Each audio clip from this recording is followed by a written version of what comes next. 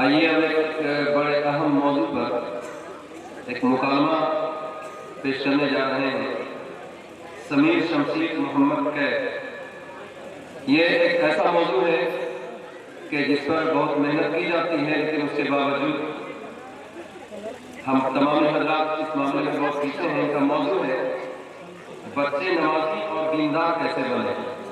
بچے نمازی اور دیندار کیسے بنے، اس کو پریکٹیکلی وے میں یہ سمیر شمشیر اور محمد کیف کے ذریعے آپ اس کا نظارہ کریں۔ السلام علیکم ورحمۃ اللہ وبرکاتہ۔ وعلیکم السلام ورحمۃ اللہ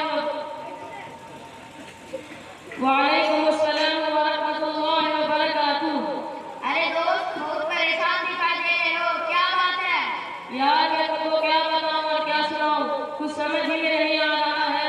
کچھ سمجھ ہی میں نہیں آتا کہ چلے داستان کیسے سنائے تو بغاوت ہے، چھپائے تو بغاوت ہے۔ ارے بھائی، میں تمہارا مخلص دوست ہوں، آپ اپنی پریشانی مجھے بتائیں، ہو سکتا ہے مجھ نصیحت کے ذریعے اس کا کوئی حل نکل آئے۔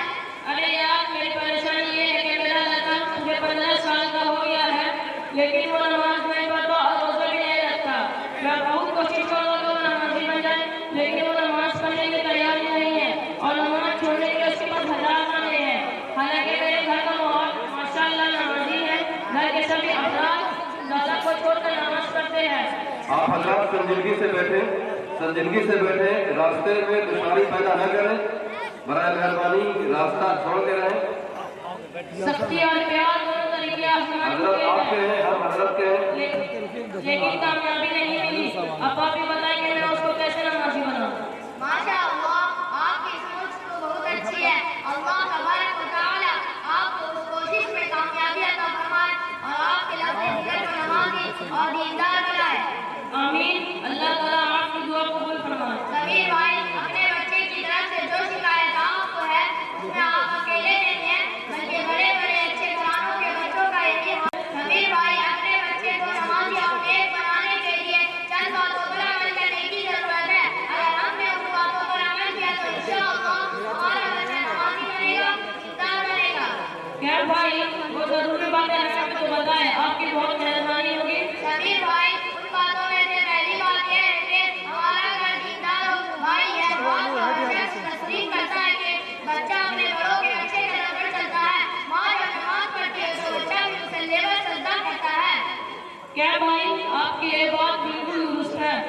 اور حدیث میں بھی یہ بات آتی ہے کہ ہر بچہ نیک فطرت پر پیدا ہوتا ہے، اور وہ اپنے ماں باپ کی وجہ سے یہودی یا نصرانی ہو جاتا ہے۔ کیف بھائی، آپ کی یہ بات 100% صحیح ہے۔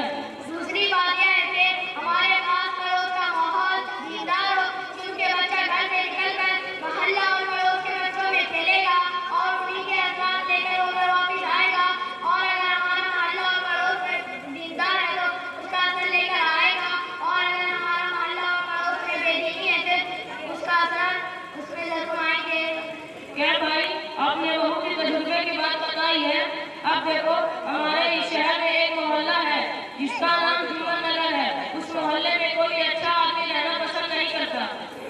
تیسری چیز یہ ہے کہ ہمارے بچوں میں دینی تعلیم ضروری ہے۔ ہم اپنے بچوں کی دینی تعلیم کا پورا انتظام کریں اور ساتھ ہی ساتھ اس کا جائزہ بھی لیتے رہیں کہ دینی تعلیم کے سلسلے میں ہمارے بچے کے کیا حالات ہیں، اس تعلیم کا اس پر کتنا اثر ہے۔ کیا آپ ایسا کریں گے؟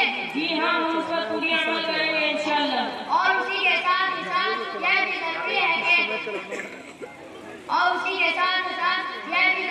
کہ ہم ہر روز کم از کم آدھا گھنٹہ لے کر بیٹھے اور حضور پاک صلی اللہ علیہ وسلم کی سیرت سنائیں، صحابہ کرام کے واقعات بتائیں اور باہر کے اثرات کو ڈھونڈنے کی کوشش کریں۔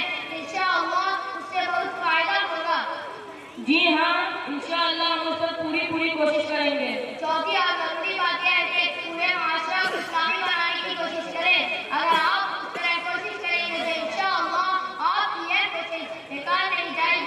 کیا بھائی، میں آپ سے وعدہ کرتا ہوں کہ ان چاروں باتوں کے لیے پوری کوشش کروں گا انشاءاللہ۔